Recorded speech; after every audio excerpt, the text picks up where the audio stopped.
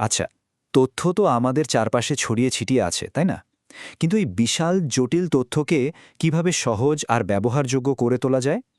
আজকের এই আলোচনায় আমরা ডেটার সেই ব্লুপ্রিন্ট তৈরির পেছনের গল্পটা জানব। কখনো কি মনে প্রশ্ন এসেছে যে ফেসবুক বা আমাদের ব্যাংক এত মানুষের ডেটা এত নিখুঁতভাবে কিভাবে ম্যানেজ করে?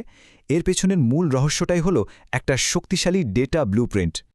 ধরুন একটা কোম্পানির কথা, তাদের প্রত্যেক কর্মীর নাম, আইডি, স্যালারি কত, কোন ডিপার্টমেন্টে কাজ করে, কবে জয়েন করেছে, কতদিন ছুটি নিয়েছে, বাপ রে কত তথ্য! এই সব তথ্য যদি এলোমেলোভাবে ছড়ানো ছিটানো থাকে তাহলে তো দরকারের সময় কিচ্ছু খুঁজে পাওয়া যাবে না। একেই বলে তথ্যের জগাখিচুড়ি বা বিশৃঙ্খলা। তো এই জগাখিচুড়ি অবস্থা থেকে একটা গোছানো সিস্টেমে আমরা পৌঁছাবো মোট 5টা ধাপে। প্রথমে আমরা দেখব কিভাবে এই বিশৃঙ্খলাকে শৃঙ্খলায় আনা যায়, এরপর তথ্যের জগৎটাকে ডিফাইন করব, তারপর সেটার একটা ব্লুপ্রিন্ট আঁকব, কোড দিয়ে সেটাকে বানাবো, আর সবশেষে দেখব এই সিস্টেম ব্যবহার করে কিভাবে জরুরি সব প্রশ্নের উত্তর মেলে। তো চলুন শুরু করা যাক আমাদের প্রথম পর্ব দিয়ে, বিশৃঙ্খলা থেকে শৃঙ্খলা। দেখা যাক একটা গোছানো সিস্টেম আসলে কেন এত জরুরি। আমাদের আসল লক্ষ্যটা কি? লক্ষ্যটা খুব সহজ, বাস্তব জীবনের এইসব এলোমেলো অগোছালো তথ্যকে একটা পারফেক্ট গোছানো ডিজিটাল সিস্টেমে নিয়ে আসা। অনেকটা আর্কিটেক্টের কাজের মতো, তাই না? তিনি যেমন ইট, বালি, সিমেন্ট দিয়ে একটা বাড়ির সুন্দর নকশা বানান, আমরাও ঠিক সেভাবে ডেটা দিয়ে একটা শক্তিশালী সিস্টেমের নকশা তৈরি করব। একটা সিস্টেম বানানোর একদম প্রথম কাজটাই হলো আমাদের তথ্যের জগৎটাকে ঠিকঠাকভাবে বোঝা। মানে সহজ কথায় বলতে গেলে আমাদের ঠিক কি তথ্য রাখতে হবে সেটা ঠিক করা, আর তারপর সেগুলোকে সুন্দর করে কয়েকটা ক্যাটাগরিতে ভাগ করে ফেলা। এই যে দেখুন, এখানে আমরা পুরো সিস্টেমটাকে 4টা মূল টেবিলে ভাগ করে নিয়েছি। ডিইপিটি টেবিলে থাকবে শুরু ডিপার্টমেন্টের সব তথ্য, এমপ্লয় টেবিলে থাকবে কর্মীদের সব ডিটেলস, আর লিভস আর EMP_লিভস এই দুটো টেবিলে থাকবে ছুটির সব হিসাব নিকাশ। ব্যাপারটা অনেকটা রান্না করার আগে সব উপকরণ আলাদা আলাদা বাটিতে গুছিয়ে রাখার মতো, তাই না? এতে ম্যানেজ করাটা অনেক সহজ হয়ে যায়। বেশ, তথ্য তো ভাগ করা হলো, কিন্তু এদের মধ্যে তো একটা সম্পর্ক আছে, তাই না? এখন সেই সম্পর্ক বা সংযোগগুলো দেখানোর পালা। আর এর জন্যই আমরা একটা নকশা বা ব্লুপ্রিন্ট তৈরি করব। এই ব্লুপ্রিন্টটায় দেখিয়ে দেবে কোন তথ্যের সাথে কোন তথ্যের কানেকশন আছে। টেকনিক্যাল ভাষায় একে বলে এন্টিটি রিলেশনশিপ ডায়াগ্রাম। তো এই ব্লুপ্রিন্টের প্রথম এবং সবচেয়ে জরুরি জিনিসটা হলো এন্টিটি। এখন প্রশ্ন হলো, এন্টিটি জিনিসটা কি? খুব সহজ ভাষায় বললে, এন্টিটি হলো আমাদের সিস্টেমের মূল বিষয় বা জিনিস, মানে যার সম্পর্কে আমরা তথ্য রাখতে চাইছি।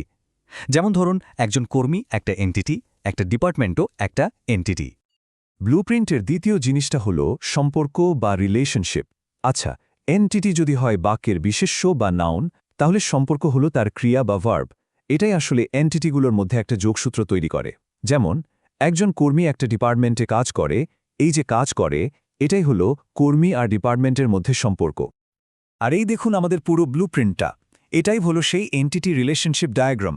একটু খেয়াল করলেই দেখবেন কিভাবে ডিইপিটি, এমপ্লয়ি, লিভসের মতো এন্টিটিগুলো একে অপরের সাথে জুড়ে আছে। যেমন এমপ্লয়ি আর ডিইপিটির মাঝে ওয়ার্কস লেখাটা ওদের সম্পর্কটা দেখিয়ে দিচ্ছে। এই নকশাটাই কিন্তু আমাদের পুরো সিস্টেম তৈরির মূল ভিত্তি। নকশা তো রেডি, এবার আসল কাজ। চলুন দেখি এই ব্লুপ্রিন্টটাকে কোডের মাধ্যমে কিভাবে সত্যি বানানো যায়। মানে এবার আমরা আমাদের ডিজিটাল কাঠামোটা তৈরি করতে যাচ্ছি। এই কাজটা করার জন্য আমরা SQL নামে একটা ল্যাঙ্গুয়েজ ব্যবহার করব। এই যে স্ক্রিনে দেখুন, ক্রিয়েট টেবল ডিপ্ট। এই কোডটা কম্পিউটারকে সহজ ভাষায় বলছে, ডিপ্ট নামে একটা টেবিল তৈরি করো, আর সেই টেবিলে ডিপার্টমেন্টের নম্বর, নাম আর তার প্রধানকে সেই তথ্যগুলো রাখার ব্যবস্থা করো। এরপর আমরা বানাচ্ছি এমপ্লয়ি টেবিলটা। তবে এখানে একটা খুব ইন্টারেস্টিং ব্যাপার আছে। কোডের শেষে দেখুন লেখা আছে রেফারেন্সেস ডিপার্টমেন্ট ডেপ্ট নো। এই ছোট্ট লাইনটার মানে কি জানেন? এর মানে হলো এমপ্লয়ি টেবিলটা এখন ডেপ্ট টেবিলের সাথে কানেক্টেড। অর্থাৎ প্রত্যেক কর্মীটা অবশ্যই কোনো না কোনো ডিপার্টমেন্টের আন্ডারে থাকতে হবে। আমাদের ব্লুপ্রিন্টের সেই সংযোগটা এভাবেই কোডের মাধ্যমে সত্যি হয়ে উঠল। আর সবশেষে আমরা এমপ্লয়ি লিভস টেবিলটা তৈরি করছি। এই টেবিলটা আরও মজার। এটা একই সাথে এমপ্লয়ি টেবিল আর লিভস টেবিল দুটোর সাথেই যুক্ত। মানে কোন কর্মী কোন ধরনের ছুটি নিয়েছে সেই হিসাবটা রাখছে। এখান থেকেই বোঝা যায় একটা টেবিল কিভাবে একাধিক এন্টিটির মধ্যে একটা সেতুর মতো কাজ করতে পারে, ঠিক যেমনটা আমরা আমাদের ব্লুপ্রিন্টে দেখেছিলাম। কিন্তু প্রশ্ন হলো, এত কিছু করার দরকারটা কি? এত কষ্ট করে এই সুন্দর কাঠামোটা আমরা কেন বানালাম? উদ্দেশ্য কিন্তু একটাই, আমাদের মাথায় ঘুরতে থাকা জরুরি প্রশ্নগুলোর উত্তর যেন আমরা এই ডেটা থেকে চট করে খুঁজে বের করতে পারি। আমাদের সিস্টেমের আসল জাদুটা তো এখানেই। আমরা সাধারণ মানুষের ভাষায় প্রশ্ন করি আর কম্পিউটার কোডের মাধ্যমে তার উত্তর দেয়। ধরুন আমরা জানতে চাই 1 আর 3 নম্বর ডিপার্টমেন্টে কারা কারা কাজ করে।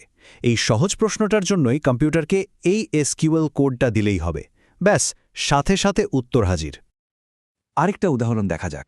ধরুন হাজার হাজার কর্মীর মধ্যে থেকে আমরা শুধু তাদেরকেই খুঁজছি যাদের নাম এম দিয়ে শুরু। কোনো ব্যাপারই না। এই ছোট্ট কোডটা লিখে রান করালেই 1 মুহূর্তের মধ্যে সেই নামের তালিকাটা চলে আসবে। এটাই হলো একটা গোছানো সুগঠিত সিস্টেমের আসল ক্ষমতা। তাহলে দিনের শেষে আমরা কি বুঝলাম?